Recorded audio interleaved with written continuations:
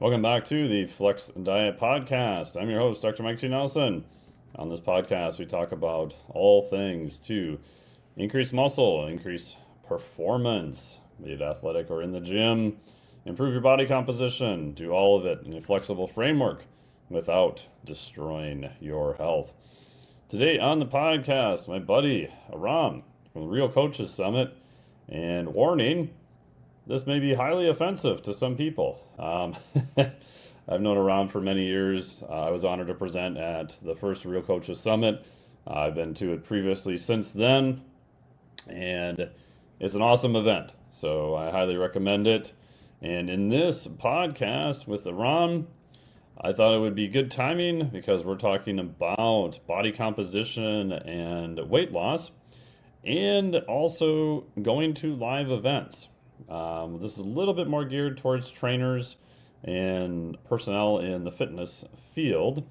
And I thought this was good timing because of one, he's got the event coming up, and I know tickets are selling relatively fast. So you want to hop on that. Two, it's the holiday season. And three, I am recording this from a mastermind that I am attending in Reston, Virginia. So I'm doing a little presentation today here and hanging out and learning a whole lot from my good buddy Justin Kavanaugh and everybody else here. So I thought this was perfect timing. So in this episode, we talk about just inside in fitness industry trends, what's going on, what's next, the challenges of education and the pro of going to live events, which I don't think will ever be replaced by online. And I say this as someone who obviously sells online certifications and education, and I have an online mentorship group, and I have all that stuff. But I still think if you can get to a live event, it is definitely in your favor. We also talk about what are some of the challenges of coaching clients, compliance, does physics still work, calories in, calories out, consistency and accountability, how to track, when you should track versus not tracking, a little bit even about the cardio and kind of strength training. What are kind of the debates there? Should you really bother even measuring the calories that you're burning? And just some general fitness trends. So, like I said, the sponsorship here is also the Real Coaches Summit. Aram didn't ask me to put that in. That was me. I don't make a dime off of it. There's no affiliate link. So if you go, please tell Aram that I sent you. It's an amazing event. Like I said, I've presented there the first year. I've attended it since then. I'm not sure if I'll be able to make it in April. I've got one other event I'm already doing, and we'll be gone in South Padre again. So I'm not sure if I'll be able to make it out. Maybe, but we'll see. But I highly recommend it. It's an amazing event. Everyone there was always been super cool, both from the presenters and the people in attendance. So we'll put a link for that down below. And warning, some of the stuff we say here, and especially some of the stuff Aram says, might be offensive. But that's okay. Sometimes we need to expand how we're thinking. And I think this is also a great example for me personally, where if I didn't know Aram and I didn't know what he was doing in the fitness industry and I just saw some of his stuff online, I might be like, I don't know about that guy. But we've been able to hang out many times in person, and he is awesome. I really respect all the stuff he's doing in the fitness industry, and we get along great. So again, back to hanging out with people in person, getting to know them, because sometimes the little snapshots and the 30-second clips we see online are not necessarily the entire picture. So enjoy this podcast, my good buddy Aram, and enjoy.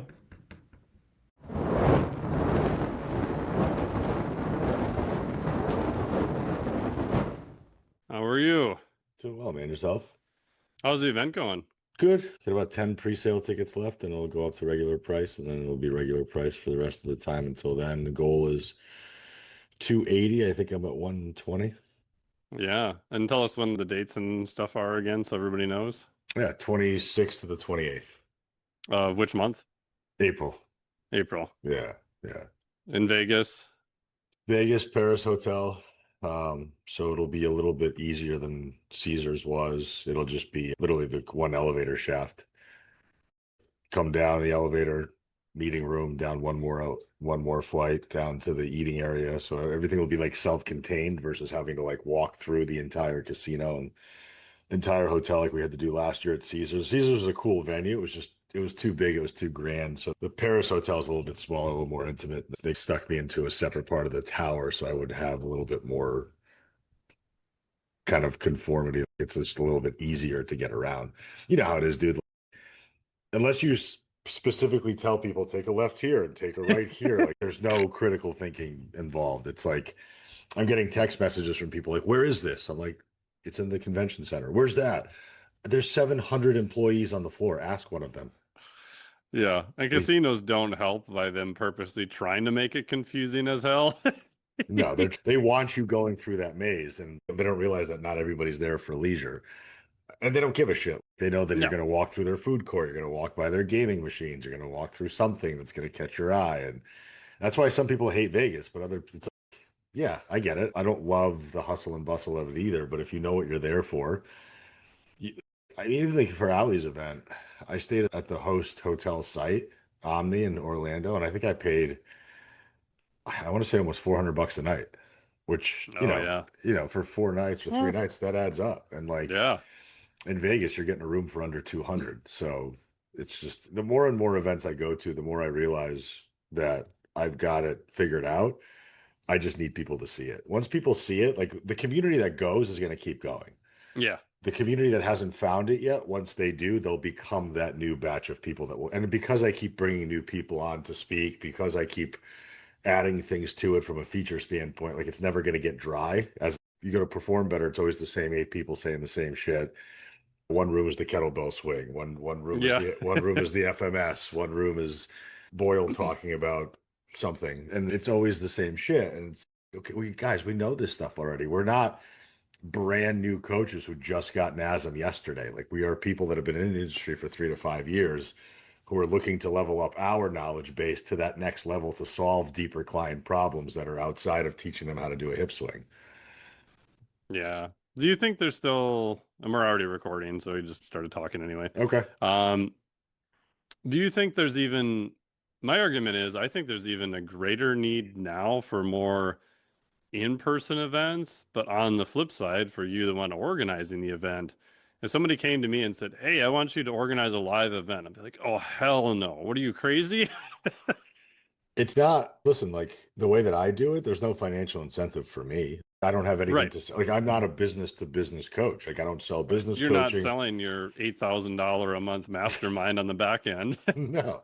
So for me, it's like if I can recoup my cost, I'll keep running this thing until I'm 100 years old. I don't care. I like having fun. I want it to essentially serve as a yearly reunion for all of the best in the industry who know each other.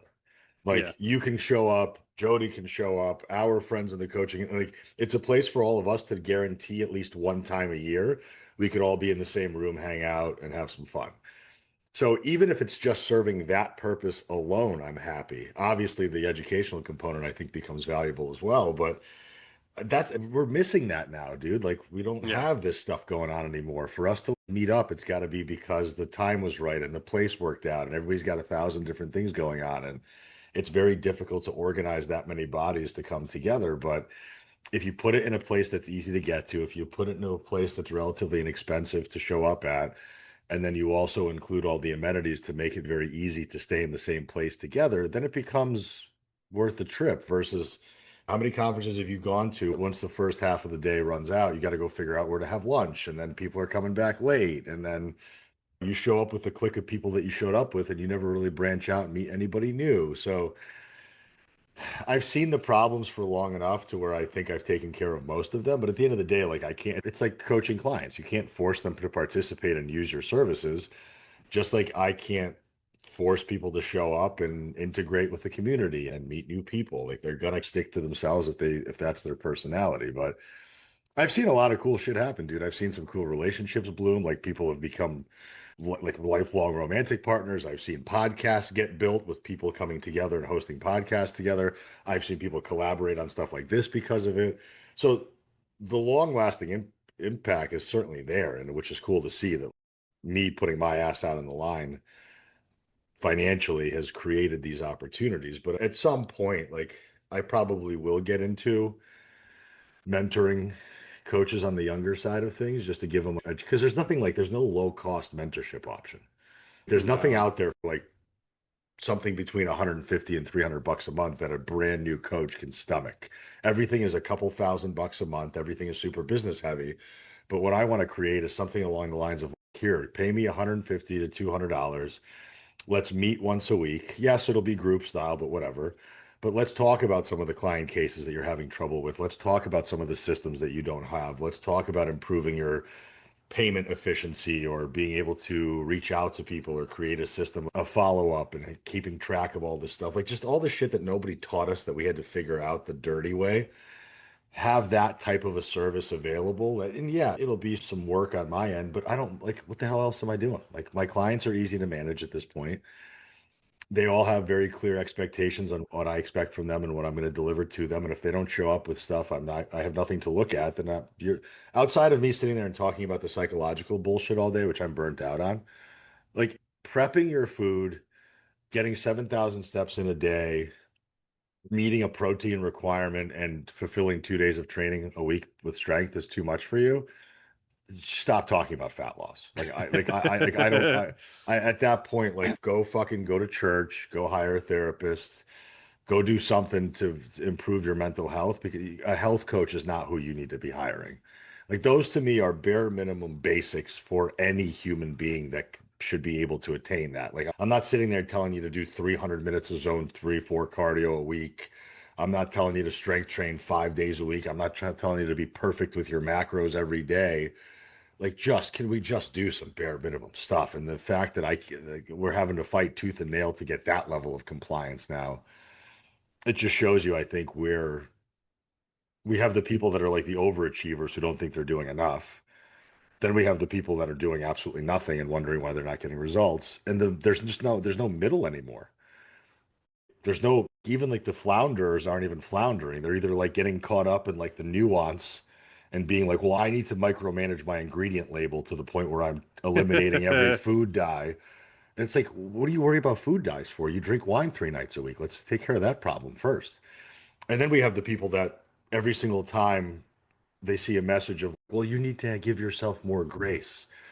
Well, that person just does nothing now. It's, well, I'm giving myself grace and I'm taking a rest. Well, what are you resting from? You haven't stressed your body out in any meaningful Yeah. way to even require any rest. And I work with a population of people that's very specific and that's being told that they're broken constantly. And I work with the menopausal community, the perimenopausal community, and you see what's going on.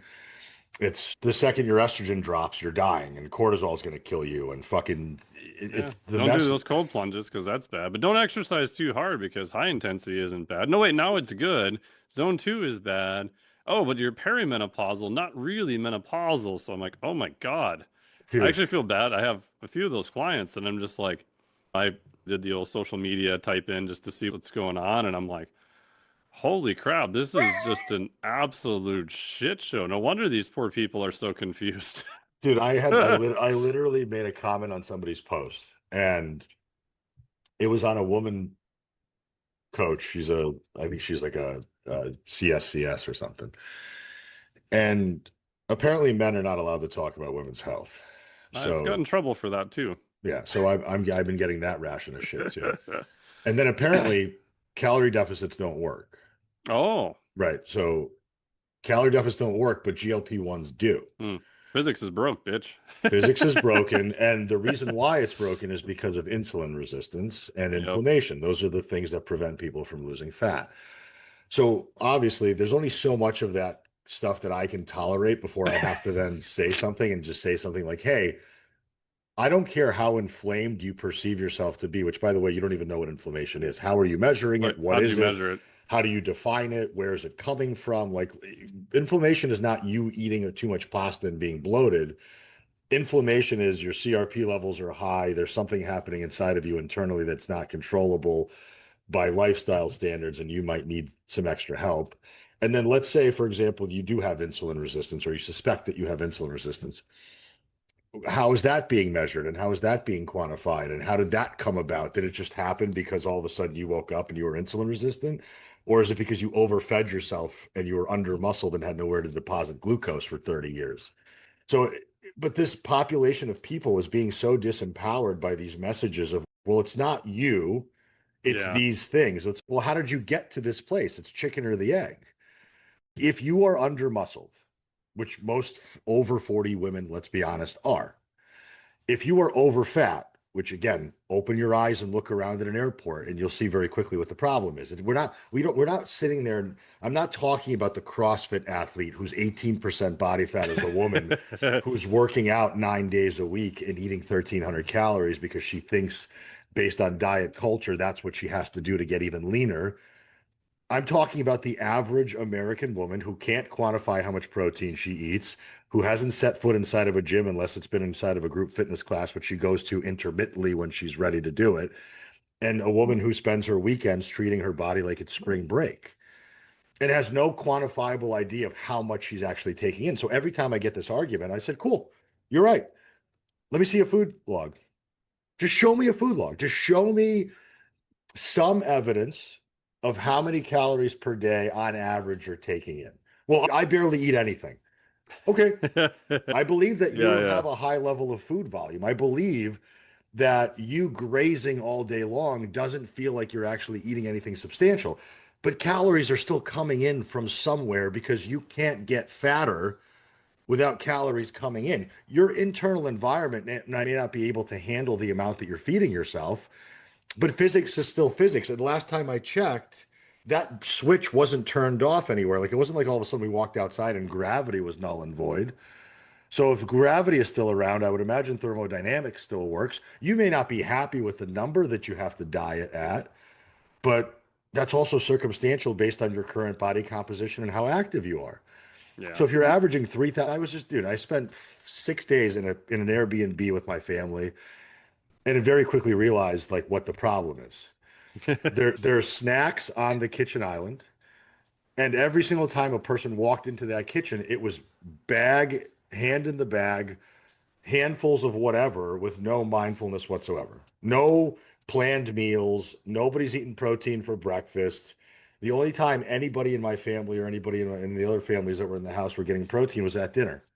Like when they sat down to eat something that we made, which my father made shish kebabs one night, and that was the only protein that they consumed all day long. And then throughout the day, it was surfing on their phone. And granted, it was rainy in Florida, but like I found a gym 10 minutes away, and I happened to show up there 3 days out of the 5 that I was there or 6 that I was there. So this is how most people live. And then they also have the audacity to say, well, I'm doing everything right. You're doing nothing right. You Your have results no, would say otherwise. how is it that you're doing everything right, but you're 40% body fat? It doesn't compute. And then everybody takes that as a personal attack on their character. It's no, I'm not saying that you're fat or you're dumb or you're lazy. I'm just saying that you don't really understand what you don't understand because you don't actually have any data to back up any of the claims that you're making. But you're watching these social media idiots fucking tell you that you're broken, and unless you take this cortisol cocktail or this hormone replacement therapy or this GLP-1 drug, you'll never be able to do it on your own. Now, you know me, dude. I'm a pincushion. I'm happy playing around with all sorts of substances.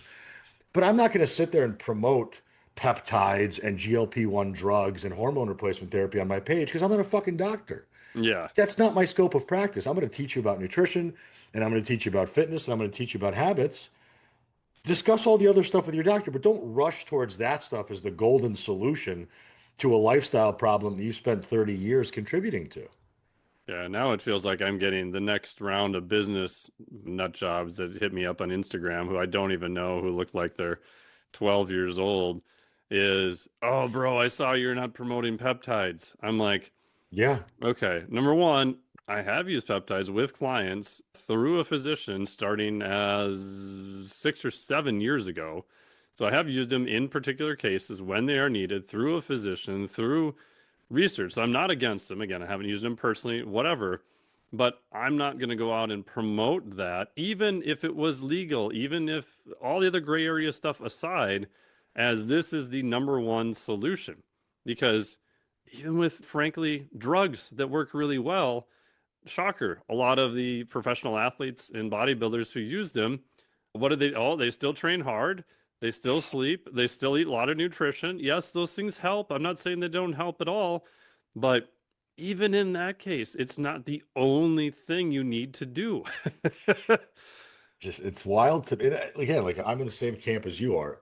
If we've exhausted all of the viable options and we've built a foundation of habits that we're really proud of together, even that you as an individual, if you're a client and you're like, hey, I love how I eat, I love my routine, like this stuff is great. I'm going to live like this forever. Awesome. We've done our Yeah. job as coaches.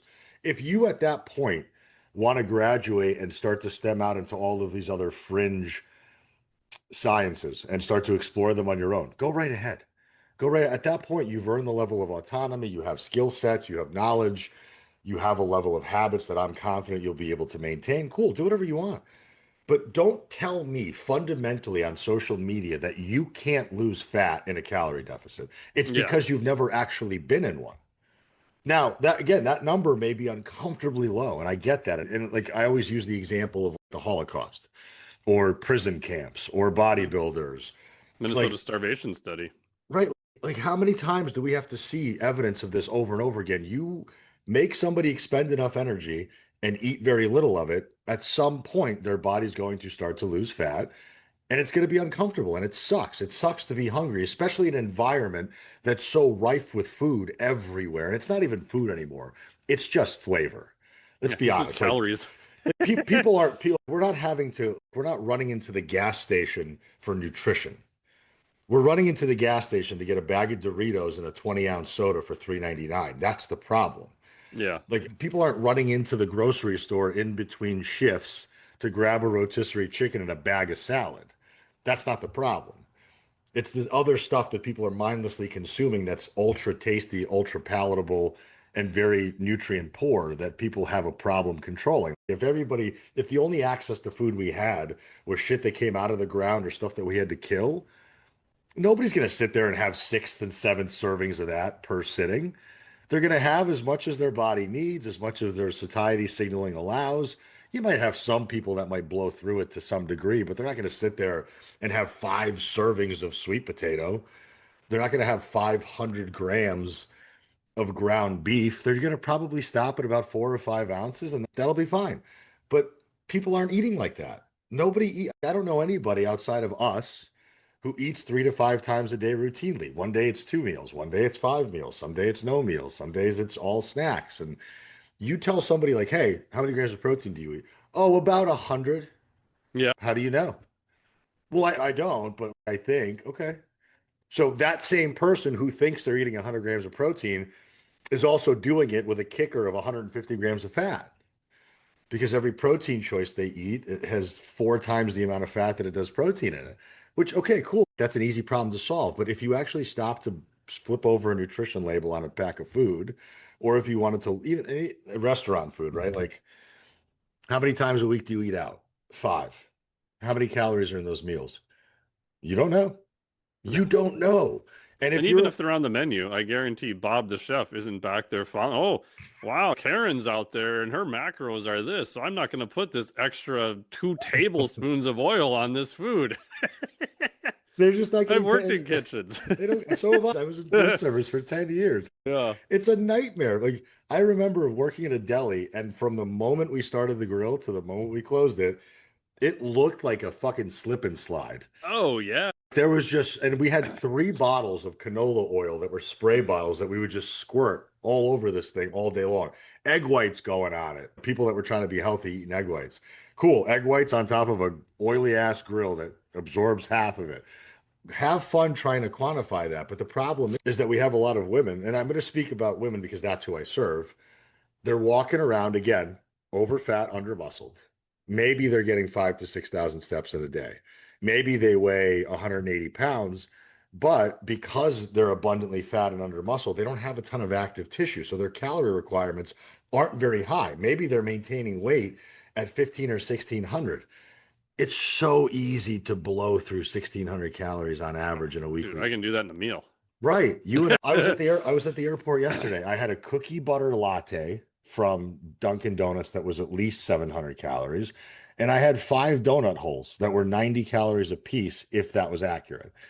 And it took me I don't know, 4 minutes to destroy Yeah. that. So it's, yeah, of course you're not eating much. Of course your perception is that you're not eating much because you're never full. You walk around never satisfied, never eating any amounts of real food. And then when you do eat well, it's grass on a plate with no protein on it. And then you wonder why you can't sustain that level of eating because there's no flavor to the food that you're making. Because it's either I eat whatever the fuck I want and it's no holds barred, or I'm restrictively dieting to the point where I hate myself and there's just no middle ground. Yeah. It's either all or nothing. And it's sad to watch this. And let's call it what it is. It is ignorance, right? Ignorance is the lack of Sure. knowing better. It's ignorance. I don't know any better because I've never been taught. Nobody's getting taught this stuff. That's why And they've never been successful doing anything either is the biggest thing. well, and how Right? So could you they be don't, successful when yeah. that's the basis of understanding that you have? That's all I know. All I know is what I was taught by my mother, who knew just as little or less than I did, who was Yep. taught by her mother, who knew as little less than that. That's the issue is that, but then there's this unwillingness to even listen to the perspective of, hey, listen, I know that you're struggling, ma'am. I know that you think you're not eating that much. I know that you think that everything has failed you, but have you actually tried, really tried for about 30 days to really weigh and measure everything you ate and limited the amount of meals out per week? Like limited to one meal out per week. Is that something you're willing to do to solve a lifelong problem? Just give it a 4 week chance to just get some evidence and some data in front of you and into your hands that then you can use to make better decisions. Well, I've tried tracking food and it didn't work for me. Oh, okay. So the idea that I've tried tracking food and it didn't work with me for me is like I tried to look at my speedometer in my car, but I just didn't follow the speed limit. Yeah. That's really what it is. It's like, well, maybe the numbers you were following were wrong. Maybe the calorie calculations that MyFitnessPal gave you were inappropriate. Maybe you were being too restrictive with your approach. Maybe you weren't weighing things in grams. Maybe you were eating out too often and that was unquantifiable.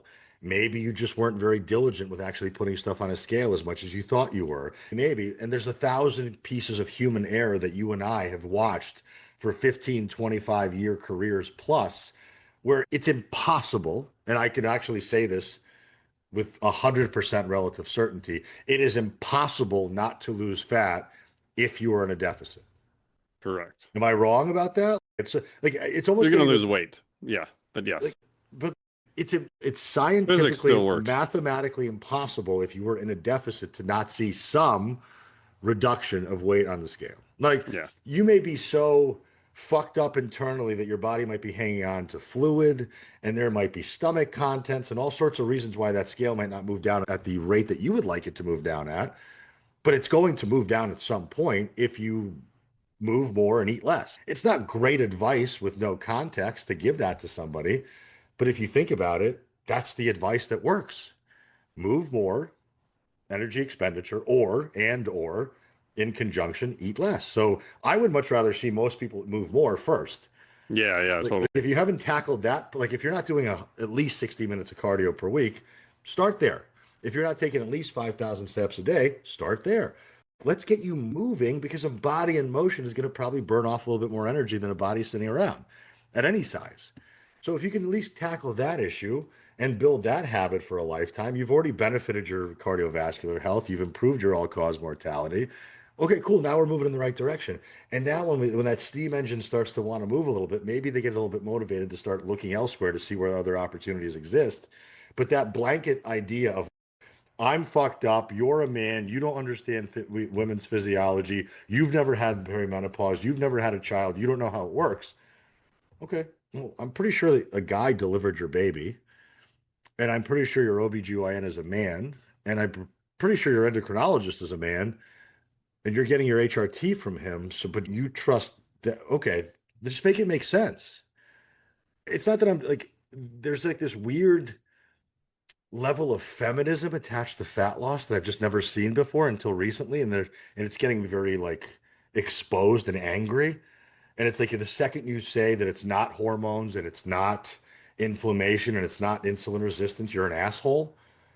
I'm not saying don't take GLP-1 drugs. If you want to take GLPs, go right ahead. There's a lot of benefits to them. But how does the GLP-1 drug work to induce fat loss? It lowers your appetite and prevents you from eating a lot. That's it. Even if it does reduce inflammation in some quantifiable manner, let's watch CRP go down. Cool. How does that drive fat loss? It might drive weight loss by seeing less fluid retention, but it's not actual fat leaving your body. Okay, let's tackle the insulin resistance claim. Well, my insulin resistance is bad, and that's why I can't lose weight. My body doesn't use carbohydrates. Well, first of all, you don't really have any evidence of that. And let's say your fasting insulin was high, and let's say your fasting glucose was high, and your HbA1c was 6 or above. If those markers improve, they probably improved because you lost fat, probably because you started eating better, not because the drug pulled those numbers down magically. And then all of a sudden, you just started utilizing more carbohydrates and started burning off fat off your, because people have this idea that like you inject this liquid and all of a sudden it starts to like work on melting your fat and then you piss it out. Like that's truly how I put up a post the other day. I'm like, do you know that almost 85 or more percent of your fat is exhaled? Oh, sure, yeah. And then like people like, what do you mean? I've talked to like people that I know about them. You don't actually sweat fat out. Like you sweat some, very little Yeah, amount. small, tiny amounts. But like you breathe, it turns into CO2 and water, and you expel it that way, and you breathe it out. They're like, well, that's crazy. I'm like, yeah, it doesn't just melt off your body and leaves your skin. That's not how. So think about that in essence. Like you would have like slick, oily skin all the time if that was the Yeah. case. But it's watching this stuff and feeling like I'm living in a mad zone all the time. Whereas I'm very fortunate that my population of followers and my audience is very reasonable and logical, and they're very science based. So the stuff that I put out doesn't get a lot of shit. It's when I go elsewhere, when I start Oh, yeah.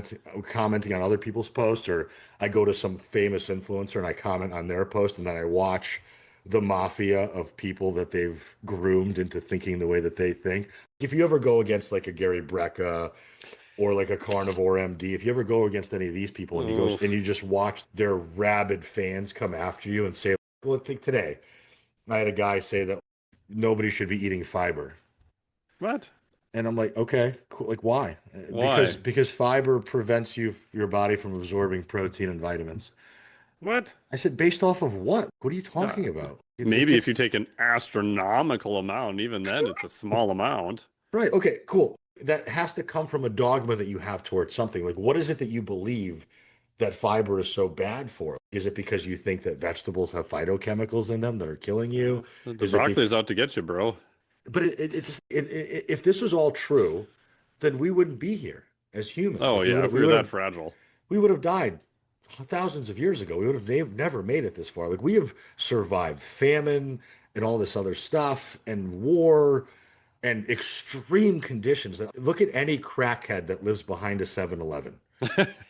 Like if that's not evidence of what our human body is capable of under some of the worst possible circumstances, then stop talking to me about the fact that cortisol is the reason why you can't lose fat. You might be not being able to lose fat because your cortisol is so high as a result of the stress in your life that you're not managing, which is also now turning into you making shitty decisions around food. I can believe that story all day long, but don't tell me that this mechanism that you don't even understand is the result of why you can't lose fat. It's not the reason.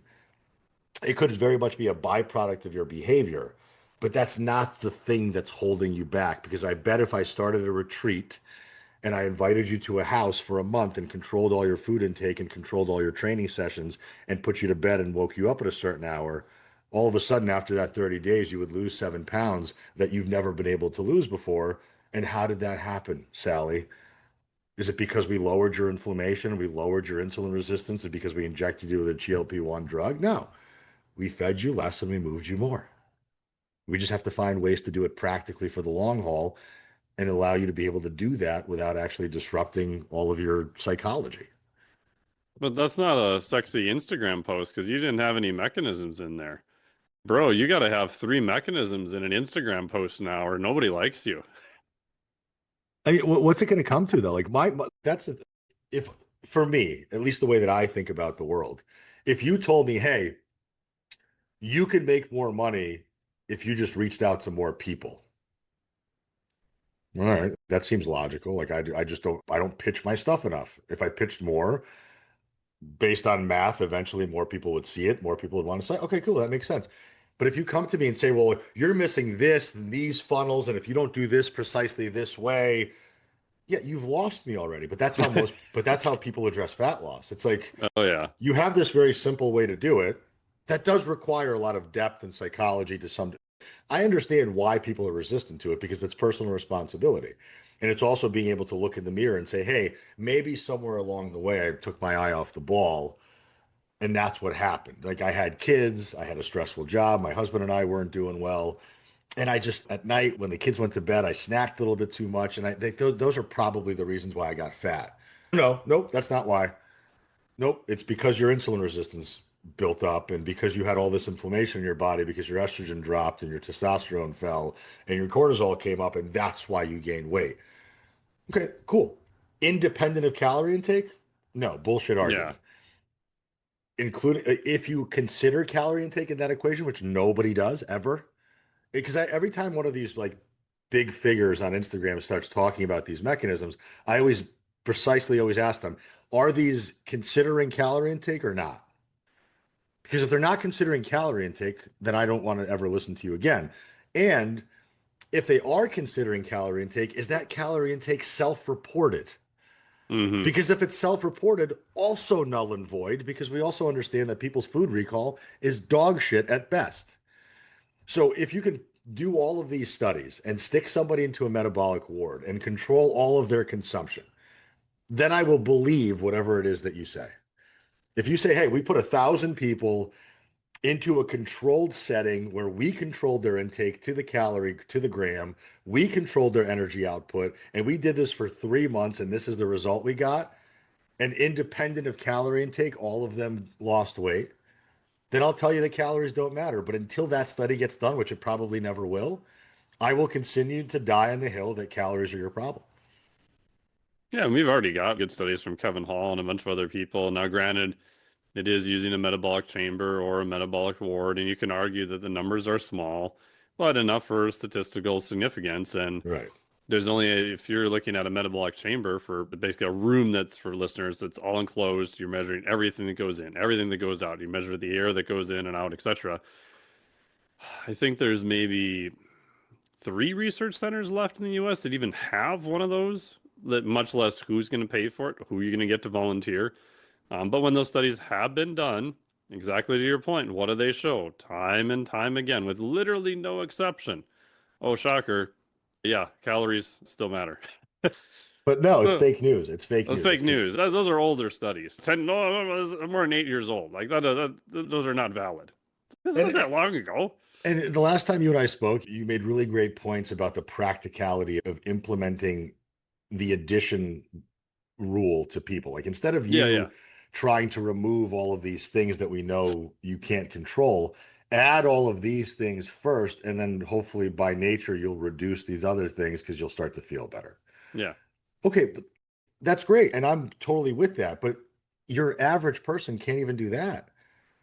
That's the yeah, problem is nobody can stick to anything. And I get it. Like there's a reason why most people aren't walking around lean and muscular. There's a reason why most people aren't walking around solving world problems because they don't have the fucking intelligence to do it.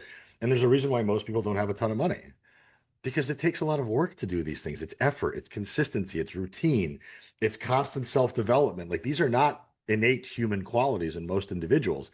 And the further and older I get, a little bit more cynical and pessimistic because I've been proven right so many times. Like for every 3 women I have that lose fat after 6 months of working with me, I have 25 who don't follow the plan and don't lose fat. yeah, And unfortunately, they're the average. That's the norm. It's not the norm is not successful fat loss and fat loss sustainability. Just like the norm is not financial success or emotional intelligence or intelligence of any kind. Your average person is not that smart. They're not that motivated. They're not that inspired. They're not that hardworking. They're just waiting for the next Netflix episode to come out and the next flavor of Oreos to hit the shelf. And that's unfortunately who I see as the national average. And that might sound shitty, but again, prove me wrong. Prove me wrong. Show up to my doorstep and show me how motivated you are at 40% body fat.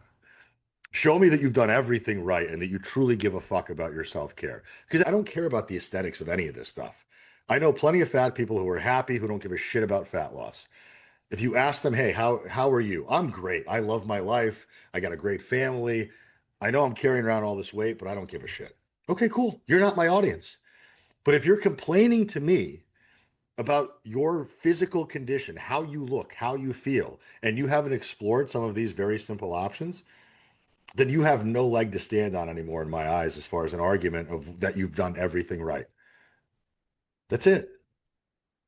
Yeah, my little catchphrase of the last couple of years is it all takes violent consistency. And people are like, so some people email me and they're like, well, why does it have to be so violent? I'm like, because you're literally going in the opposite direction of everything and everyone else around you. Yep. You're taking a walk, you're going to the gym, you're doing your cardio, you're doing your nutrition. You will be in most general population friend groups that one weirdo. Yeah. But we know what happens if you fall to the average of the general population. So if you don't want to do that, yes, get some accountability. Yes, get some intelligent information. And then literally just keep doing that over and over. And everyone else will tell you're crazy, that Yep. it's dumb, it's stupid. And then you get better results. And then eventually they get really mad at you. And eventually they want to know, well, what did you do? It's always that. Like the I feel like the women that I work with who have the breakthroughs, right? Like the quote unquote, I finally saw that light bulb moment in my life where, because I've converted a lot of the calories don't matter people into the calories do matter people. And there's a beautiful level of clarity that happens when they finally realize, oh, fuck, I was eating too much. Yeah. That, and I always use the example of 4 fish oil pills and my coffee creamer in the morning before I start my day is already 150 calories. And I haven't even eaten anything of substance at that point. Like I've just 4 fish oil pills are about a gram of fat a piece, right? So that's 4 grams of fat. My coffee creamer, if I do 4 servings of it, is somewhere in the neighborhood of 70 or so calories. So like I'm at 100 calories before I even ingest any real food. And I'm wildly conscious of what's going in. So if I'm conscious of this stuff and I already have 100 calories coming in, what are the people doing that aren't conscious of it? And they go through the local coffee foo-foo drive-through, God knows Oreo bender with a little bit of coffee in it thing. Right, like that cookie butter latte I had Yeah, yesterday yeah. at Dunkin' Donuts that was 800 or 900 calories. If something tastes that good, that's awesome. And I'm really happy for you because I love tasty food too. But just understand that it's going to come with a really large consequence calorically. And that's okay. Yeah, Because that's not a bad thing. all That's you just have reality. all you have to do is understand your individual target and budget. Just understand if you do nothing else right, just understand your own specific calorie budget, which is probably lower than you think it is. Because I, I'm sure you've seen some of Lyle McDonald's work and Oh, Lyle. Oof. how you feel about him is irrelevant. But what I do think Yeah. he does a good job of is he breaks body fatness down into categories. And I've started doing that myself without even realizing it. Whereas, like, before somebody starts with me, I used to have them track their food for 7 days before they started to get an idea of how much they ate. But I knew that was stupid because if you don't give somebody marching orders or parameters, they're just flying by the seat of their pants and there's no actual real data coming in. So I said, fuck that. Now what I do is send me a picture of what you look like right now. Send me a picture like the same way you would a check-in, so I can at least ascertain how much body fat versus muscle mass you have. And to be quite honest with you, Mike, I don't even use activity level anymore. Like I used to like, apply a multiplier to it, but now Nah. it's so irrelevant. The calorie burn rate that most people are having every day, like is so low that it's almost immeasurable and who cares? That let me just look at you. If I see abundance of fat with very little muscle, somewhere between 7 to 9 calories per pound is what I'm going to assign as a starting point. If I see less fat, a little bit more muscle, but still fat, maybe 9 to 10 calories. If I see more muscle and less fat, we'll go like 12, 13, 14 calories per pound. But like I work with 102 women right now. Oof. That's a lot. I've got four of them. No, sorry, six that are above 2,000 calories. Mm. Six out of 102 women are capable, their body warrants them being able to eat more than 2,000 calories. The rest of them are living somewhere between 14 and 1,900. And these are people that are actively in a program with Sure. guidance, tracking their food. So like that just shows you the metabolic capacity of most women is not very high. Mm-hmm. So like when they go on MyFitnessPal and MyFitness and they load in, well, I train 7 days a week. Well, Oh yeah. okay, cool. What are you actually doing?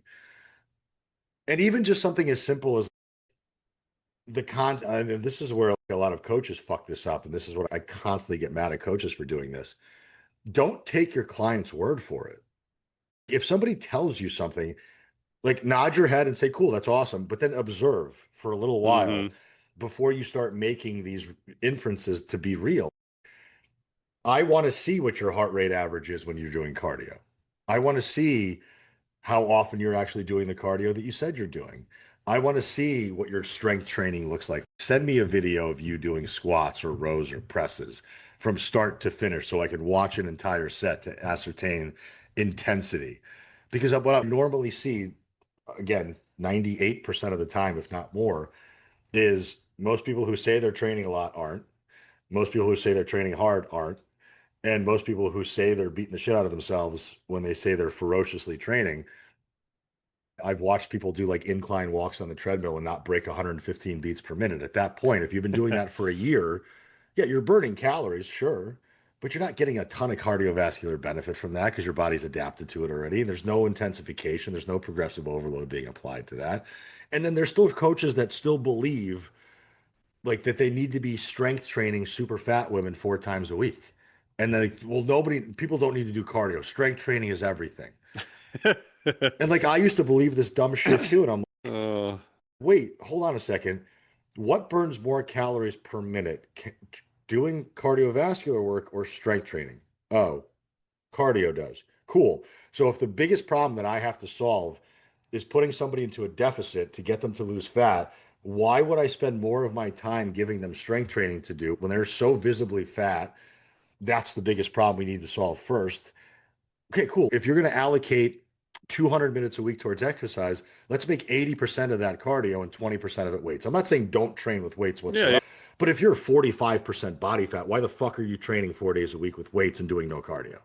Like Yeah. that's, and I've watched trainers do this, coaches do this constantly because they've been indoctrinated into the idea that dieting is bad, cardio is bad because everybody's been doing too much cardio. It's like, where are you seeing these people? Who's doing Yeah. too much cardio?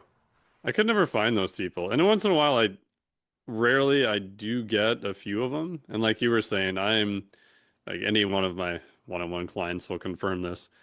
I am an absolute stickler for what is your output. And I don't care relatively where it is. I don't give two shits. But that's why I use the rower. That's why I use an assault bike. That's why I use a bike. That's why for cardio stuff, we're doing something that we can directly measure and progressively overload. And you're going to post what your output was. Even if you don't like your output or it was an off day, fine, don't care. Because otherwise, like you said, I have no idea. And especially in the online environment, it's very hard to equate RPE without a video. Oh, And a lot of people are like, well, I was going pretty hard.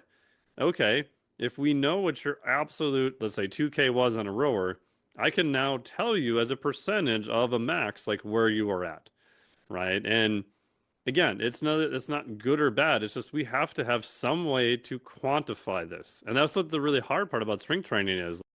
A couple weeks ago, I did a very hard 2 hour kind of upper body meathead session at the gym.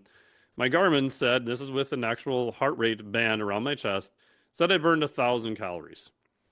I can guarantee you that I maybe 600. Like there yeah. is no way I did 1,000.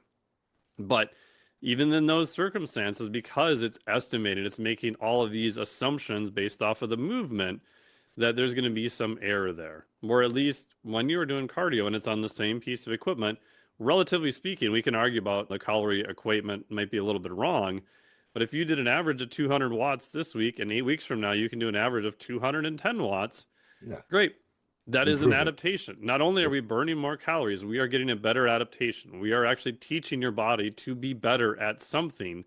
And over the long term, shocker, progressive overload, all those basic boring theories like work. But if you can't equate to it and you don't have a baseline, you don't have a way of constantly measuring it that's consistent, you're again, you're just shooting in the dark and I work real hard and nothing's working. Like, Well, I can, yeah, and I can also see the argument right, why it's so much harder to quantify calories burned with weight training than it is with sure. cardiovascular work because Again, doesn't mean you cardio, shouldn't do it. no, but like cardiovascular work is a repetitive, repeated, Yep. standardized thing that you're doing for a prolonged period of time that doesn't really change intensities and doesn't have any rest in between. If you're doing Yep. steady state zone 2, 3 cardio, like you're just on an elliptical or on a piece of equipment and you can just watch your heart rate the whole time and you can perceive intensity and you have some data in front of you and you're doing the same thing over and over again for 30, 40, 60 minutes. But when you're strength training, different muscles are firing at different rates, which, okay, if I'm doing a chest press, am I burning as many calories as if I'm squatting? Probably not, Yeah. because I have less chest muscle than I do leg muscle. And if I'm moving all of these different joints and tissues simultaneously, but then I'm also taking 2 or 3 minutes of rest in between, which I'm doing nothing during that time. And yes, my heart rate might be elevated because it was residual from the set before, but I'm not actually doing anything in that time. So I'm not burning any more energy than I am, right, if I was doing cardio during that time. So like these things are so hard to quantify, and really the only real measurement we have, I think, to measure calories burned for the average pedestrian person is having a chest strap or a wrist wearable and having them do cardio. And now I can say, okay, cool. In 60 minutes, it's likely that if, and this is where Chat GPT can be helpful. Like I know that I'm 10% body fat.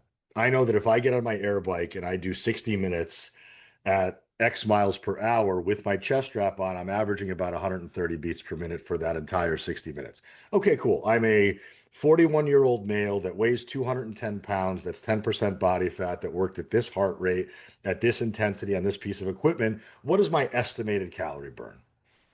800. Okay. Yeah, maybe relatively reasonable.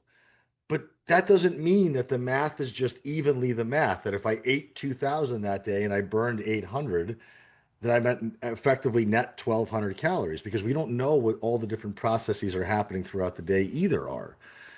So, yes, it is math, which is predominantly energy in and out, but the math does get more complex. But people aren't even doing the baseline readings of any of this stuff because I don't care how many calories you burn. If like the women that I used to work with in Greenwich, Connecticut, who were doing 5 Peloton rides a week, that were saying they were burning 1,500 calories, I'm like, at this rate, you'd be dead.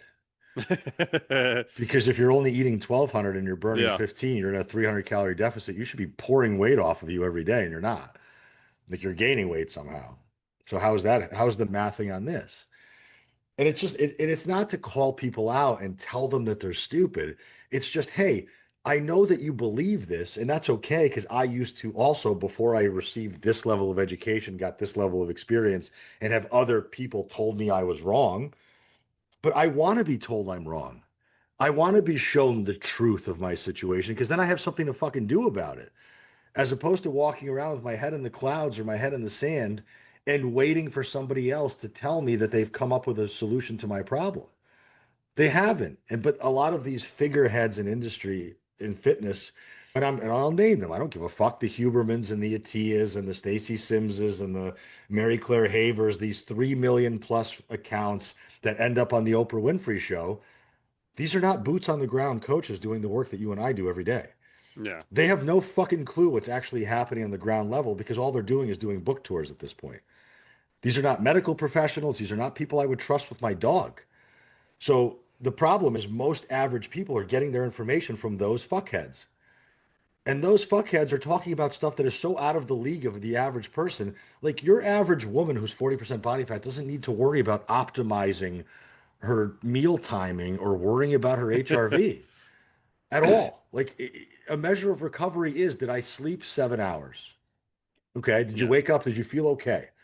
Yeah. Yeah. Which Cool. starts with you getting your carcass in bed long enough, you could possibly sleep 7 hours. Right.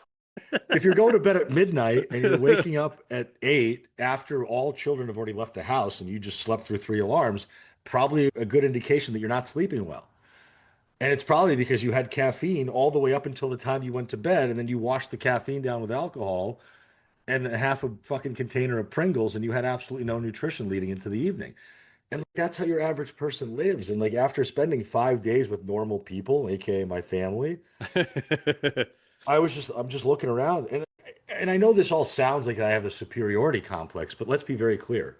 Like you said, we're the insane people based on the average. Oh yeah, based on the average. We're the ones who are, but inside of a fitness community, let's put us, because let's say like the average person is down here, we're up here, and then above us is the biohacking douche cunts.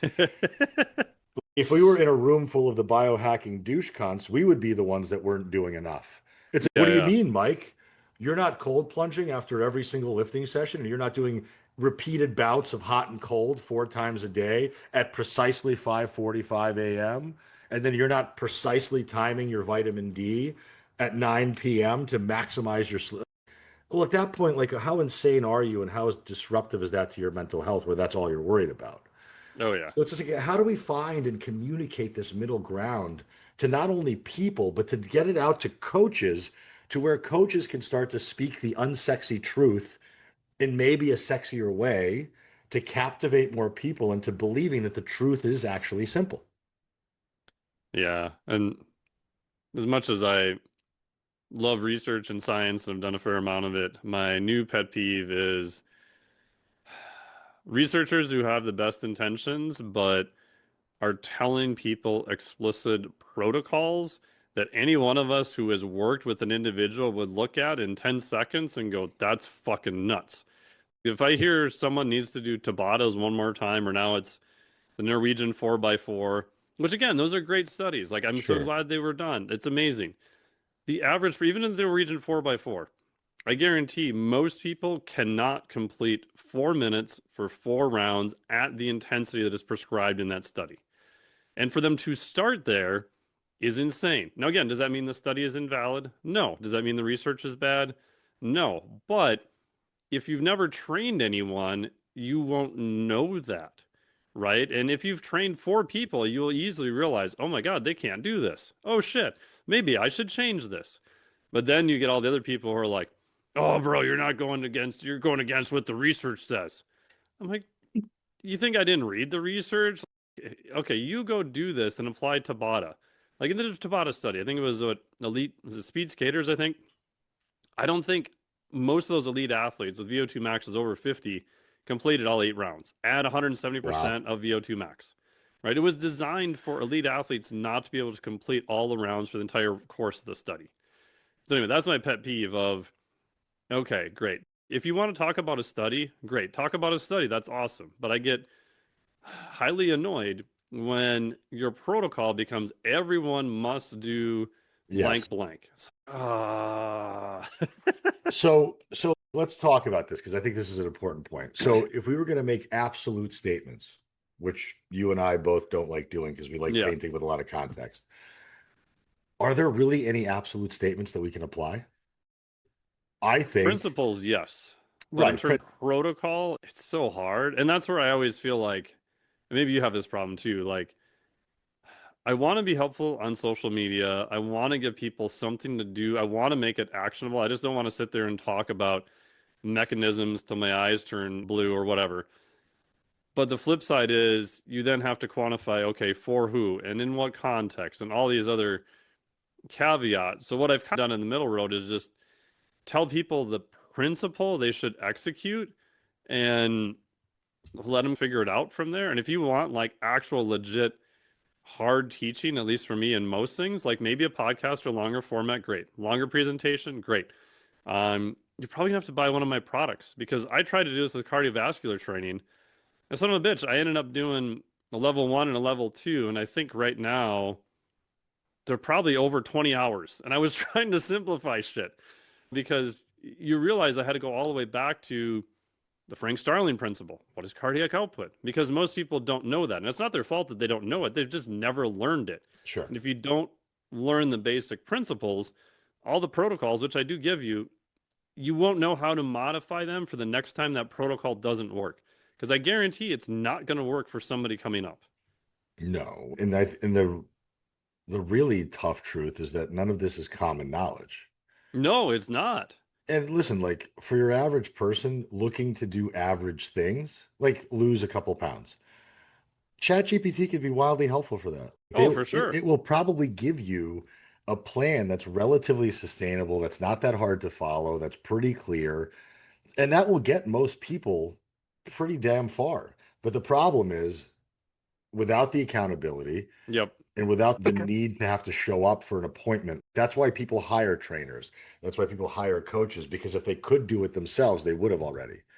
But it's that constant mental gymnastics and it's the overburdening of information from various sources that has people paralyzed to even show up to do the basics.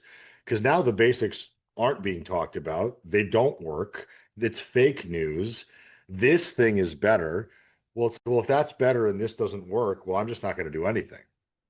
And it Yeah. just becomes, I'm just going to keep doing what I've been doing, which is not training that hard, not eating that consistently, not sleeping that well, and then continuously saying that I'm putting effort into it, which by your definition of effort, yeah, okay, you're doing something which is better than nothing, but the something that you're doing is no longer doing anything for you.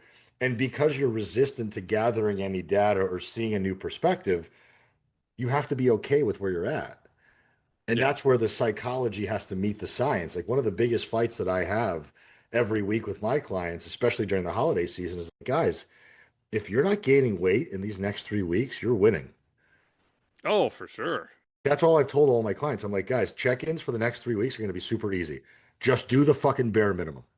Yeah. Like whatever the bare minimum is, define it and follow it and don't expect any more because I know that you're going to be saying yes to every fucking holiday party. You're going to be drinking more. Calories are going to be less controlled.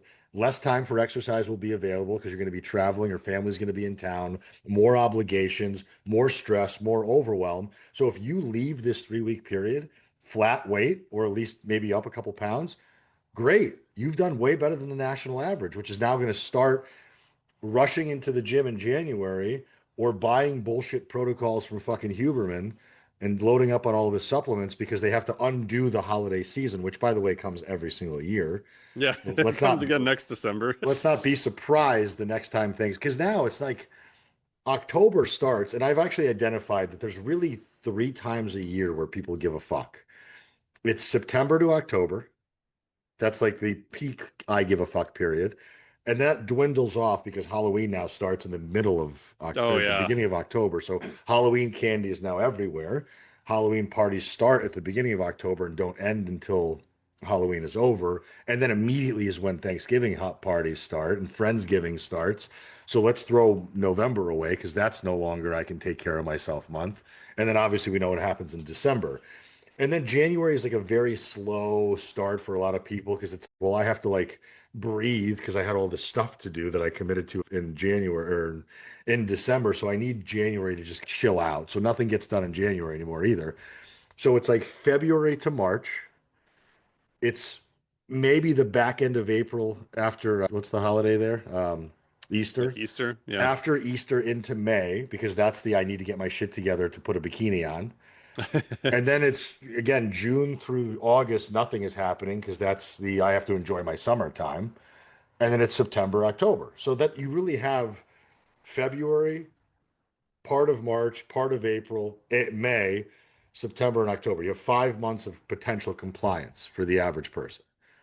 That's what I've identified. That's what I've seen happen over the last 15 years. And it's gotten worse. It used to be like 7 months. Then it got dwindled down to six. Now it's down to five. Shit, by the time I'm 30 years into this career, it'll be 1 month a year where people give a fuck because there's all sorts of new holidays coming up. There's like Donut Day and National Pizza Day and National Burger Week. And we have to celebrate all these things, obviously, for American commercialism. And it's, well, at what point do we just stop paying attention to any of this stuff and actually just get back to the basics of self-care, which is how do I want to feel and what am I willing to contribute to this process based on my individual circumstances? But God forbid we think about any of that stuff because we have too many people telling us what to do and how to do it. That's why I don't tell anybody what to do anymore. Like on my Instagram page, it's food for thought. Take it if you want it, fuck Yeah. off if you don't. I don't care. I'm not telling you take 7,000 steps or drink 100 ounces of water. Because if I do, you're going to go and find some dickhead who said the opposite. You're going to throw You just that in get my tons of face. emails from people who are never going to do anything anyway. Right. So at this point, I'm like, if my content proves to you that I know what I'm talking about and eventually you need help, I'm here to help. I'm reasonably priced and I'm going to be very good at what I do. If not, A lot of the basic advice I give you will probably take you pretty far if you actually follow it. Like I have a woman who's been just loosely following what I've told her for 6 months because we got on a call 6 months ago. Rheumatoid arthritis, Hashimoto's to the nth degree, all sorts of issues internally. And she's down, I think, 3 inches around her waist and like 10 or 12 pounds Nice. with no accountability other than her just sending me a text message once a month to tell me how she's doing. She's tracking her food. She's lifting 3 times a week and she's doing about 100 minutes of cardio. That's the only thing she's changed. And but medical professionals told her she was broken. Functional health coaches who are fuckheads to no degree told her she was broken. And she'd lost all hope. And I'm like, you don't have your only problem is that you don't really move that much with really any intensity, and you eat an unregulated amount of food. That's it. Solve those two problems, you'll be fine. And fast forward 6 months, she's like singing my praises, and I didn't even work with her. I didn't charge her a penny. But she's the 1% that will follow free advice. Yeah. 99% of people, you give them free advice, within 2 weeks, they've forgotten it. And they're going to DM you again in 3 weeks after that and say, well, what did you say again? Because most people, unless they're actually paying for something, aren't going to do it. Because if it was intrinsically important to them, they would have done it already, but they haven't. So like, we're fighting this anti-science degradation of human psychology problem all at once with ease of access and over information. Like you and I can't fight that battle. Oh no. That's a losing battle for you and I. Like that's why if we all as a collective industry can get on the same fucking page and start fighting with one another, then maybe we can be strong enough to then put out a cohesive message to the audience that says, hey guys, we don't need all this fancy silver shit that you're looking at. Like all of this stuff is baseline level. You just have to do that. And then as you earn your stripes, we can maybe intensify it more. But we all have to speak that same language. The problem is that we all, not we, you and I don't, because we don't have any problems. But a lot of the lower level, just coming up coaches think that they have to stand out to make money, and those are the ones that are peddling the crazy sensational bullshit. And it's either though that information is getting disseminated, or the people at the top, like the Hubermans and all those people, are getting information out to the public, and that's just way over most people's heads. So it's like there's just no middle ground, and it's polarizing. It's almost turned into religion and politics at this point. Yeah, and then you have all the fitness influencers, oddly enough, fighting with each other, which to me is so insane. I'm like, it's one thing to have a disagreement or to have a discussion or whatever. I'm not saying you have to agree with everything everybody does, No. but it's wild to me how it's either disagreeing for the sake of disagreeing to be different, to get likes, to get clicks, or it's the inverse problem of just being a group of fucking parrots who just copy everything else. And then they want to come argue with you about it. And you're like, okay, what is that based on? Like, how did you come to this? Oh, said this was the way. Okay, that's your argument? Why are you in my DMs yelling at me about this again? Oh, you thought I cared. Oh, sorry. Well, and that's the thing is, if we even try to, that's time spent and energy spent away from the people that actually are listening to us. So at this point, Yeah. if I have the time during the day, which Lord knows more often than not I do, I will engage in stupid comment argument battles because it's funny to me to ruffle people's It's feathers. And entertainment. it's why, and then it creates more content, which I could do. I could just like today, I Yeah, screenshotted yeah. I screenshotted the comment of the idiot saying fiber was bad for you, and 300 people got a laugh out of it. Cool. I've done my job to at least give somebody something fun to look at on a Thursday. Yeah, yeah. I've contributed to the positive mental benefit of most people that follow my page. But I'm not going to sit there like I had a woman come after me and say that I was anti-woman and I was a misogynist and that I'm pro-Trump and that I don't want the Epstein files to be released because of something I said about women's fat loss. Oh, It geez. went from women's fat loss, which is possible at any hormonal juncture, whether you're in perimenopause, menopause, as long as you're breathing, a calorie deficit will work, Yep. to I no longer support women, to not only do I not support women, but I'm anti women and I'm pro a woman beating agenda. And that's where the argument section now gets into. It's like it's no longer about anything of substance. It's just you're wrong, we're all right, and we're going to do our best to pitchfork you until you're fucking gone.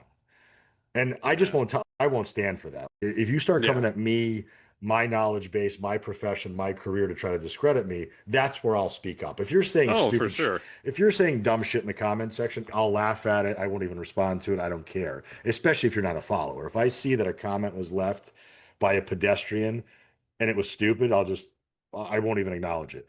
If I see that a follower has left a comment that's anti what I wrote, then I'll have some discussion to understand their perspective because I want to. And I'll even offer, I'll say, hey, if you have a problem with all this stuff, why don't you shoot me a DM? Let's get on a phone call and let's talk about it. I want to learn Yeah. what it is that, so that way I can be better rounded. Cool. Like now we've just solved a problem with some discourse. But then if you ever get out of the world of like reasonable content, which is the people that I'm associated with, and you get out into the fringe is where it's unregulated, shark infested water. And the second these people taste blood, you are now not only a bad person, but you're an evil person that needs to be taken down. And that's what I just have no tolerance or patience for, because at that point, you're no different than a fucking martyr, Unabomber, fucking psychopath to me. We go from women's fat loss to Epstein files. I just don't understand how that even computes. Why is that even? I'm not like, I had a woman once ask me what my opinion on the war in Palestine was. And I'm like, I don't have an opinion on the war of Palestine because I know nothing about it. Yeah. I don't watch the news. I have Netflix and Amazon and I pay for streaming content that I want to see. I don't know anybody in Palestine or Israel. I'm half Jewish, but I'm not religious, so I don't give a fuck about that. And I'm a expert in nutrition and fitness, not in world affairs. So Yeah. why does my opinion to you matter? And like, why do I need to be standing up for a cause that I don't even believe in? If you wanted me to advocate for more protein consumption in food deserts in the United States, I'll certainly speak up about that. But what's my 40,000 follower account going to do to solve that problem when I don't know the politicians in your area that aren't providing better systems for your impoverished populations? And there's a difference between trying to do the best you can with what you got to then starting to overstep your boundaries. And I think, unfortunately, when people get big enough, that megaphone just gets louder and that influence starts to take over reality. And now it's everybody has an opinion, but not everybody needs to be expressing it. And that's just, I stay the fuck out of those conversations because I don't know anything about that stuff. I don't like, do I know everything there is to know about women's rights or the suffrage movement? I don't. But I also know that we live in a time where it's cool to have muscle as a woman and dieting culture is starting to get a little bit less loud, which is awesome. And it's cool to see women embracing strength training, which has never really been a thing. So like, I'm seeing some positive change. It can't all be bad. So if that's the case, then like, yeah, I'll support that. But I don't know about much else. And like, yeah, I don't have a uterus. I'll never have a child. I don't know what it's like to have menopause, but I do know what andropause feels like because I've had that. And I know what it's like to have to go on hormone replacement because my body wasn't functioning well because I did go into andropause at an early age due to my behaviors in my 20s and 30s. But it wasn't just because I was living this amazing, perfect lifestyle. All of a sudden, I just got hit with all these symptoms. So I can certainly speak to how shitty it feels when your mood sucks and your sleep sucks despite trying, and you're walking around and every meal feels like it's sitting in your stomach and it doesn't move, and you have no energy and there's no motivation. Libido is completely gone. Like I felt like that for 3 years of my life, but I found HRT in conjunction with all these positive lifestyle habits. And lo and behold, I'm 41 years old and I'll have to inject myself twice a week, but at least I feel good because I have all these other supporting habits.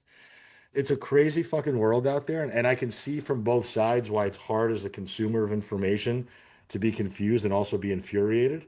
But I can also see that there's a side of the fitness industry that's also as confused and as infuriated because there's so much dogma that's being talked about because dogma sells. Oh, yeah. Yeah. And usually what I've noticed in sort of true subject matter experts is there are a handful of people who can be, I'd say, a true subject matter expert across maybe a couple different fields, but they'll like only do that if they're super old. They're not going to be like 18. And by definition, everybody only has so much time per day. So you Yes. can't be an expert on seven different things and expect to be up to date on it. So I often joke that for trivia contests and all this other stuff. Like, unless it's physiology, like you don't want me on your team. I am absolutely horrible at anything else that doesn't involve physiology, death metal, and kiteboarding. Outside of that, I really don't know anything. I'm just a complete idiot. And a lot of But that is on purpose. but at least you know that. That's Yeah. why I love talking to you because you know exactly what lanes to stay in. And I've talked to everybody about. To me, Mike T. Nelson is one of the godfathers of this industry that I will always look up to. But there's certain shit that he doesn't even talk about because he knows it's not relevant to the broader conversation. Yeah. Like Yeah. the beautiful part about you, Mike, is you keep your fucking mouth shut unless the right person asks you the right context. And you don't share shit that's wildly unhelpful to people. Like you said, peptides, perfect example. You've used them in certain cases in conjunction with a medical professional with all the evidence needed. I don't see you talking about peptides on your social media rampantly with a fucking No. coupon code Just other attached to to it. say that, hey, there's one human study on BPC 157. Right. But that to me is net positive because it's saying, hey, Yeah. there could be a possibility that this stuff might work. Sure. I'm not promoting it. I'm not selling it to you. I have nothing to make off of this product. So if you want to individually experiment with this thing, great. But I'm not co-signing it. I'm not telling you to do it. But Yeah. unfortunately, most people don't have the integrity to operate the way that you do and the way that I try to. So most of the time, people are going to say shit without thinking about it and with financial incentive behind it. And that's where I have to now say something like, I don't agree with that. I don't agree that if you're truly an advocate for a population like the menopausal woman population, that you should be sitting in front of six different supplements with a weighted vest on shining your coupon code across the screen. Now, if you had that same message and you gave out three or four practical things that a woman can do right now to improve her condition that you had no financial incentive to give out, I'd have more respect for you Yeah. And if you do have a financial incentive, for God's sakes, just tell the people you do. immediately. Uh, Yep. I make money they off of this product and I yeah. think it works. Yeah. And then they can decide for themselves. It doesn't make it good or bad, but I just, yeah, same as you. I just get highly annoyed when the two things I see are promotion from something they're obviously making a lot of money off that they don't disclose. And then two, when they're faced with new information that kind of goes against the thing they're trying to sell, oh, they either double down on it, or what I've seen lately is, oh, I was always for this. Like a lot of the Oh, keto people back in the day, metabolic flexibility is a little bit more trendy and stuff now. And I've seen more than one of them all of a sudden be like, well, I was always talking about metabolic flexibility when I was saying you should really do a ketogenic diet. I'm like, no, you you weren't. never said that. Because I watched almost most of your stuff and I never heard that word even come out of your mouth 8 years ago.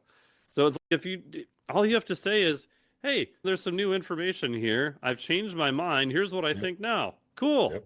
It's not that hard. No. And I think people will trust you more. And I think people will respect. Like everybody fucks up. We're human. Oh, Science, yeah. science, the scientific method is Stuff literally changes. disproving hypotheses. Like that, like it's saying I think this, but I'm going to spend five experiments on trying to say that this was wrong so that we filter out the right thing, which can change 500 different times in the next 10 years. But like as far as I'm concerned, and to my knowledge, I don't think anybody's disproved thermodynamics. No. And And I most people, ironically, I've never taken a thermodynamics class. Like I did a master's in mechanical engineering. My research was in heat transfer. I had to take thermo one, thermo two, heat transfer, conduction heat transfer. So I get annoyed when people tell me that thermodynamics doesn't work. I'm like, you, yeah, well, it's even just like the principles of bioenergetics. yeah, Like I think most coaches like that's where your typical level one cert for any type of fitness is so woefully behind. There's still people that I know that are in the coaching industry that don't understand bioenergetics and how to properly account for fuel and exercise and all this other stuff, or what fuel substrates are being used during what exercise.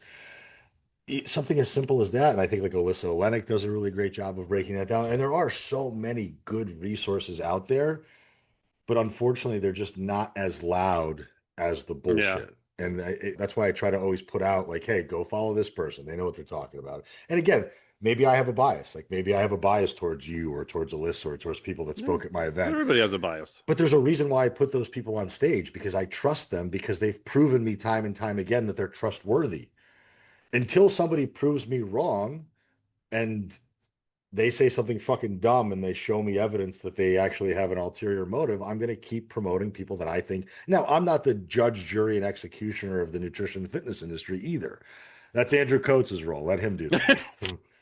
But let him deal with the fucking with the let Goob take care of the doctoring of the pictures of bodybuilders. But I'm gonna tell you that there are people out there that do know what they're doing. There's a lot of really good coaches. There's a lot of great resources. There's great education for coaches, but it's not easy to find because you have to shovel through all the bullshit to get there. And that's why if like guys like you and I can put out that information to other people that are younger than we are to streamline their path towards better information. Now they don't have to spend all their, because a lot of times they'll find the wrong person 10 times before they find the right person. By that point, they might be so burnt out and broke that they don't want to do this job anymore. Yeah. And that's also why I do primarily, I mean, I can give you 800 reasons why, but I primarily do a newsletter model. Is by definition, you have to find me, you have to opt in. Yep. And if you don't like what I'm saying, I'll probably offend you within the first three emails, guaranteed. And then you'll unsubscribe, which is fine. Whatever. If Whatever. you like it, great. Stay around. You get free content. Like literally, there's no cost to it. If you like some of them, great. If you don't, whatever. It doesn't matter. But then I can communicate directly to people who raised their hand and said, "Hey, I'm interested." And I don't have to worry about an algorithm. I don't have to worry about paid ads. And not that those things are bad. No. It just it streamlines it. And on my end, I could write to 4 people, 1,000 people, 10,000, 100,000 people. It takes me the same amount of time. So it's Right. 100% scalable on my end, where it's like one-on-one stuff, it always has a limit. So this way it is much more scalable. So I can do that for a wide variety of people. It takes me only the same amount of time too, which is nice. And you enjoy it because it's not only Yeah, I like it's doing it. Yeah. intellectual property that I think is coming from a good place with a lot of context. People need to have the patience for long form, which we Yes. know that people on Yeah. social media don't have. Like I can see that if I write a 500 plus word email newsletter about some educational topic, I can see that the open rate is lower Sure. as opposed to if I wrote like a 200 punch you in the face, here's the thing, that gets opened and listened to more. And that's the sad part is like people don't want to watch a 60-minute YouTube video breakdown of why fat is the substrate of low intensity exercise, but fat being used for exercise is not fat being burned off the body. Like we've already lost that individual. The person who wants to know what is the fastest way to this thing isn't going to read your newsletter or my newsletter. Correct. They're going to go to dickhead with 3 million followers who's going to say, well, if you go to my calorie calculator, it'll tell you the precise number that you need to lose fat at, which it doesn't know anything. So you and I can hash this out for weeks and months on end, and we'll never find a solution to these problems because we're dealing with deep psychological issues with people not wanting to engage in the truth because the truth requires responsibility and consistency. That shit you and I can't ever change for people. No. And for a while when I was earlier in the industry, as we wrap up here, I felt like I needed to change people to air quote make them listen to me. Yeah. And now I'm like, that's a stupid idea. I'm just trying to find the people who want to listen and Yep. whatever issues they are going to sort out, or if they don't like me, fine, whatever, I don't care. And then the people who want to listen, who want to, even if it's pay me $5, pay what you want for a micro lecture, whatever, like just put some skin in the game Yep. and shocker, I'll help you, right? If it's like going to a live event, like I've told you multiple times, if you're at a live event, I guarantee almost all of the speakers, if they're hanging out, will probably answer your question. And for me, I'll answer those questions all day at a live event because I know the people paid their money, they showed up, they are not working, they're away from their friends, they're away from their family, they're doing this to get better. So I know they're already bought in. Like I will help those people all day. If it's a random dickhead who emails me on Instagram and I don't know, I've never associated with them, they get my name wrong, I don't really feel compelled to give them a very good answer. Why? Because you haven't demonstrated to me that you're going to do anything with the info I tell you. And so I think over the years, I've realized that's a better way of segmenting out the people who want help. Like even people who pay for your coaching. Like it's still, in my opinion, way too cheap, but it's still skin in the game that Yep. the people who are ready, who are willing to take that next step, are willing to pay and to get good advice. And then they should not listen to anybody else whatsoever and just stop listening to 800 podcasts. It's like I have a coach I help with grip stuff. And it was funny, like people were like, I never see you post on the grip boards about this or that or what you're doing. Like, why is that? And I'm like, because I don't care. If I have a question about how to pick up the inch dumbbell, I'm going to call Adam and he's going to tell me what to do because he writes my programs. Shocker, because he can communicate it and he's done the thing I want to do like thousands of times. Why would I listen to anybody else when you know what I Because it's just not good enough. There's something else out there that I got to be missing. right. And Yep. but if that were true, then why did you pay the expert you're paying? Because they're not following through. That's Yeah, it. it's usually, oh, I want this weird reason to justify why I didn't really follow through on the thing, instead of just telling your coach, hey, this last week was busy. I fucked up. I only had protein on these 2 days. Okay, great. Let's figure out a plan to fix it for this week going forward. Yep. Yeah, That's it. yeah. Well, maybe one of these days I'll get to the Mike T. Nelson level of not giving a fuck about what people think, but I'm That's getting just there. because I'm old. I'm slightly behind you. I'm 41, so I still got a little bit of time and There you some go. more. I got another 10 years. Yeah. So once I'm at that point, however unhinged I am now will only be worse. There you go. That's free entertainment for all of us. Exactly. Yeah. So, well, I appreciate it, man. I always love talking to you. Yeah, this is great. Thank you so much. And plug your event again for everyone and your one-on-one, all the stuff you got going on. Yeah, if you're a fitness professional of any walk whatsoever, I think you should be at the event, Real Coaches Summit in April of next year, the 26th to the 28th at the Paris Hotel in Vegas, realcoachessummit.com or on Instagram at real.coaches.summit. Right now, I think there's still about 10 pre-sale tickets left as of today. Includes all meals, 12 speakers speaking across 12 different subject matters of nutrition, fitness, psychology around food and body image and stuff like that. So there's definitely relevant and practical education being provided on stage. Mike can attest to that. Yeah. And it's just fun. It's just fun to be in a room of people that are just as crazy as you are because nobody actually understands what the fuck we do for work. No. Our parents don't get it. Our friends don't understand. Like, what do you mean? You teach people how to eat? It's like, yeah, that's what I do. Like, you teach people how to exercise? Yeah. So yeah, we're the crazy people who get to all be together for a couple days to realize that maybe we're not crazy and that we should keep doing what we're doing because we are helping people. So next year, I hope to see as many of you there as possible. So hopefully I can continue running the event and not make myself broke over it, which is the ultimate goal.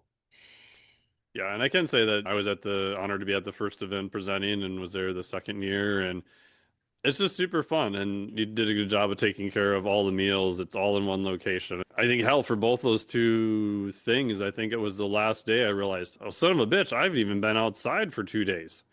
Yeah, Yeah, you just yeah, wasn't really a complaint. It's just everything was there. You had the lunch, you had the dinner, you had the after bar, you had the presentations.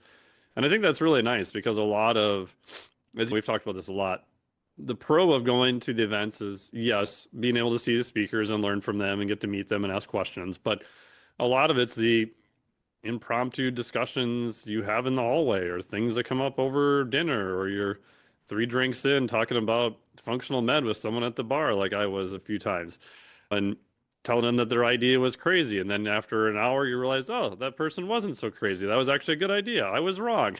yep.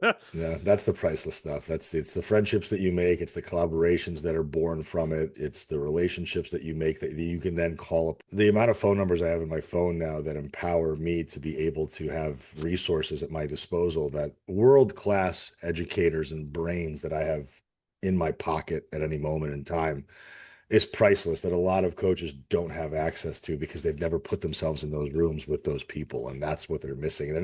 They're afraid to spend the money because the money sounds like a lot, but they're not considering the opportunity cost of not being there. And that's what I think, like the same way that you would tell a client, hey, you can't afford not to hire me. Yeah. I'm telling you straight out, if you're a fitness professional, you can't afford not to be in this room. Yeah. And I'll second that, the amount of people I can call on speed dial now and answer my questions, I would say 95% of them are because I've met them in person in some capacity. And a lot of people are like, oh, it's just because who you are in the industry and your education, whatever. No, it's more because I've been going to these events since 2000 and like just meeting people in person and getting to know them as a human. And most of the people who go to the events, shocker, they're actually pretty cool. They're Yeah. more similar to you than you realize. Because I think the online impression, you can think, oh, this industry is horrible. I don't know if I want to hang out with them. But most live events, like I'd say 95% of the people are super cool, and you have way more in common than what you realize. Great. Yeah. Thanks, Mike. I appreciate the Awesome. opportunity as always, man. Yes, thank you so much. Really appreciate it. Yes, sir. We'll hope to see you soon. Yeah.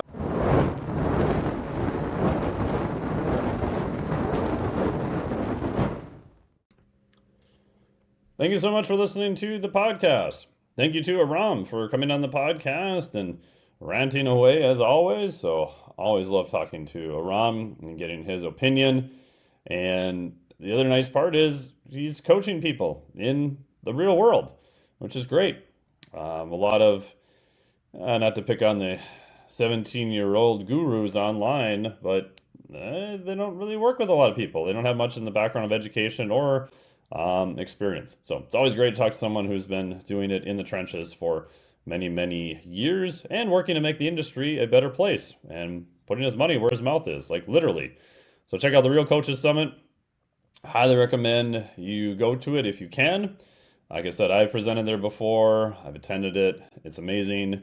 Live events are always a great time just to hang out with people, get some new info. The side conversations are always amazing too. So go to the link below. It's not an affiliate link, but I wanted to put them on here as a sponsor to get more people to show up to his event. And if you do go, please tell him I sent you, even though I don't make any money off it, which is totally fine. And if I offend you, like maybe this episode offended some people, you can just unsubscribe. That's all right. Anything else that I can help, please let me know. Best way to hit me up is through the newsletter list. Once you're on there, just hit reply. I do my best to reply to everyone on the newsletter. I try to on social media, but in all honesty, a lot of stuff, unfortunately, just due to volume and everything else gets lost there. So best way to reach me is through the newsletter. So thank you so much for listening. Big thanks to Aram for coming on here. Thank you as always for listening. If you can do us a favor, give us a review, a few stars, whatever you think is appropriate. It goes a super long way to helping us on the podcast, get better distribution, and make sure the algorithms like us, all that wonderful stuff. So thank you so much. Really appreciate it. I'm off to my event here in Reston, Virginia at the Mastermind with my good buddy, Coach Cav, and everyone else. So we'll talk to all of you next week. See ya. A great little actress. Yep, and getting smaller all the time. This podcast is for informational purposes only. The podcast is not intended as a substitute for professional medical advice, diagnosis, or treatment. You should not use the information on the podcast for diagnosing or treating a health problem or disease or prescribing any medication or other treatment. Always seek the advice of your physician or other qualified health provider before taking any medication or nutritional supplement, and with any questions you may have regarding a medical condition. Never disregard professional medical advice or delay in seeking it because of something you have heard on this or any other podcast. Reliance on the podcast is solely at your own risk. Information provided on the podcast does not create a doctor-patient relationship between you and any of the health professionals affiliated with our podcast. Information and statements regarding dietary supplements are not intended to diagnose, treat, cure, or prevent any disease. Opinions of guests are their own, and this podcast does not endorse or accept responsibility for statements made by guests. This podcast does not make any representations or warranties about guest qualifications or credibility. Individuals on this podcast may have a direct or indirect financial interest in products or services referred to therein. If you think you have a medical problem, consult a licensed physician.